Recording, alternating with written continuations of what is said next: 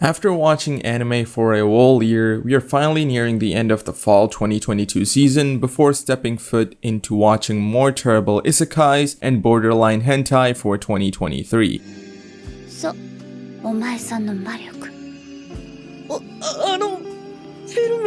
2022 was a great year all around for anime, and I'm planning to make an anime awards video pretty soon, but right now we have a big list of animes that are amazing, bad, or love flops. Love Flops is definitely the wildest show I have seen this season, and probably this whole year.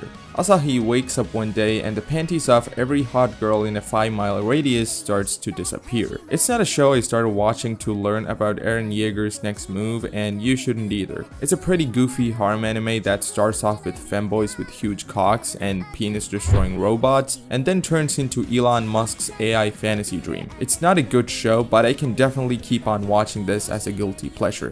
C tier. The Eminence in Shadow. This is a show which I was looking forward to due to Twitter hyping it up, but I personally didn't like the show as much as I wished I could. The Eminence in Shadow is an isekai which could have been a normal fantasy anime, but whatever. Sid, the protagonist of the show, wants to live his life like an NPC, even though he's a very powerful, just like me. Sid then makes an underground shadow clan just for fun and wants to attack this cult, which also he made up just for fun. But of course, this cult he made up for fun is something that actually exists because, well, anime. Eminence in Shadow is pretty confusing in the beginning stages of the show, but it does get better when you keep watching it. It could have been hyped up because of the source material, but I can't say anything about that. It's not a bad show, and I do feel it has more potential, but it was pretty boring, at least for me. C tier. Ursayatsura. Definitely one of the most fun and energetic anime to air this season, and it is one of my favorites this season too. Ursayatsura is a remake of the classic 80s anime, and for the most part, even the fans of the original anime seem to love it. I have never watched the original, but this remake was extremely fun to watch, and even the way they kept the 80s visual style while implementing modern animation and art techniques looks really beautiful. Ursayatsura is worth watching if you need a fun time without thinking a lot. B tier.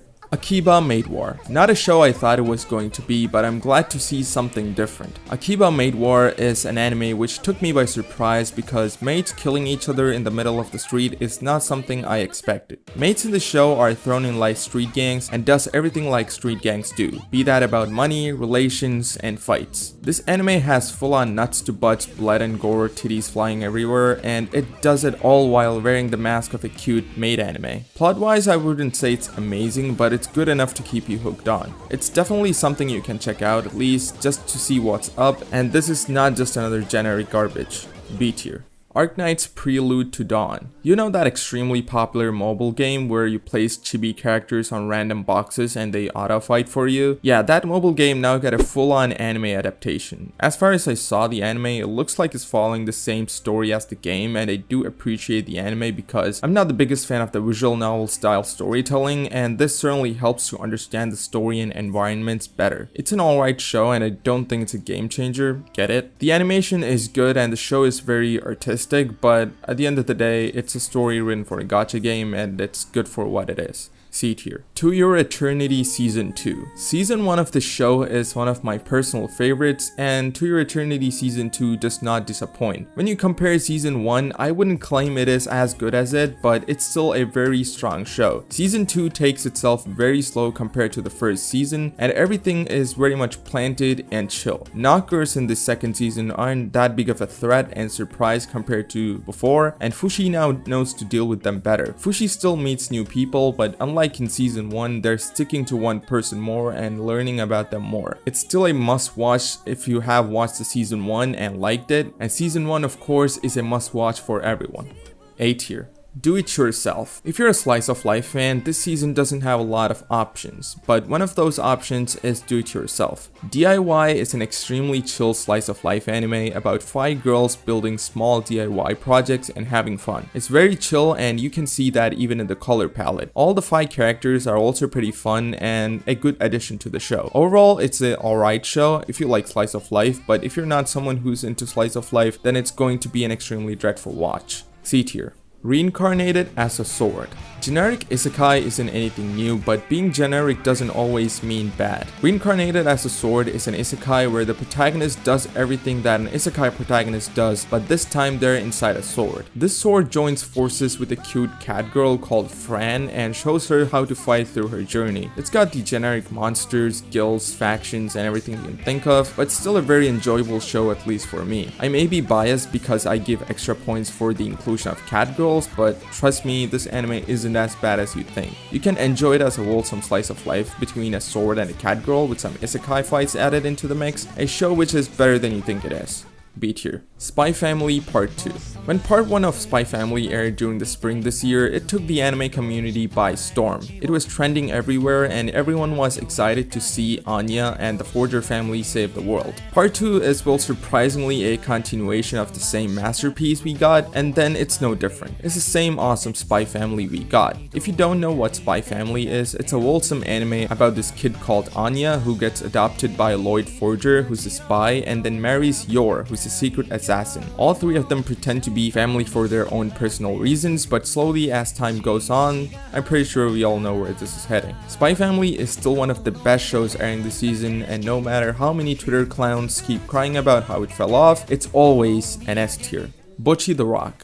I made a whole video about this masterpiece of an anime a while back, but I think I held back how much of a genius this anime is even then because Butchy The Rock never once dropped down the spiral and has been keeping the bar sky high on what a passion project should be. Butchy The Rock is a slice of life comedy anime about Goto Hitori, a girl who loves music and wants to make music, but she has crippling social anxiety just like me for real. Due to certain circumstances, she accidentally falls into a small band called Kesoku Band, and together with 3 other girls, Hitori, or also known as Butchy, aims to perform at the highest level. That plot doesn't seem extremely original or interesting, but Butchy The Rock shines thanks to the art and animation decisions they took for the show. The specialized Butchy faces and goofy animation, or even adding references and sound effects, amplify the charm and comedy of this anime. And no matter what type of anime fan you are, you will enjoy the show. Butchy The Rock is the most known boring show in this whole list, and I assure you that every episode feels like 2 minutes, sadly, because just of how good it is. Butchy The Rock is easily my favorite anime this season, and it stands above everything else for me.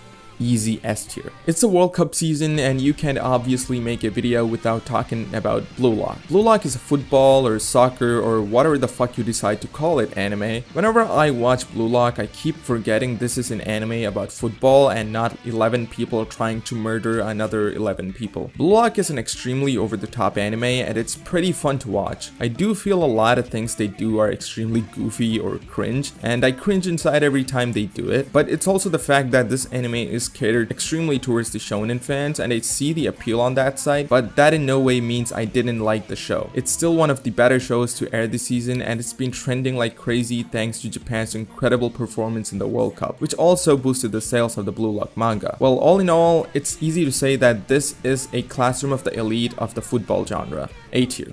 Ah yes, the most hyped anime this decade was released this season, and does it actually hold up? Well, it's certainly very good. Chainsaw Man is still everything it promised, and I still believe it's an awesome show. It follows the same story of Denji barking to Makima as in the manga, and the adaptation is top notch. I feel the pacing could have been a bit better, but other than that, I don't have any issues with it. And of course, you can talk about Chainsaw Man without talking about the CGI. The CGI is pretty good for most parts of the show, and sometimes even blends in with the 2D art, so that it's unrecognizable. But certain parts still kind of look unpolished, especially due to the janky animation of the 3D than anything. CGI in anime has come a long way, and the ones they use in Chainsaw Man are some of the best there are in anime, and obviously Chainsaw Man delivered when people ask for it.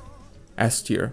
More than a married couple but not lovers. If you know anything about anime, then you know schools are the wildest places to exist throughout Japan, and this one's one of the wildest ones. This school got a program where you have to pretend to be a married couple and live together, and your marks go up depending on how sexual and couple-like are both of them. But obviously the couples can choose who they want to be with, and the school has already chosen it for them. And surprise surprise, the MC gets paired with the hottest girl in the school, even though though he loves another girl. So this anime is pretty much a no-net challenge, until he can get out of there before he falls in love with the girl he also got paired with. It's the same from the girl's POV, as she hates him at first, then falls in love with him later on, and now wants to show her true feelings slowly. It's not a bad anime to watch, and I wish this program makes its way into real life.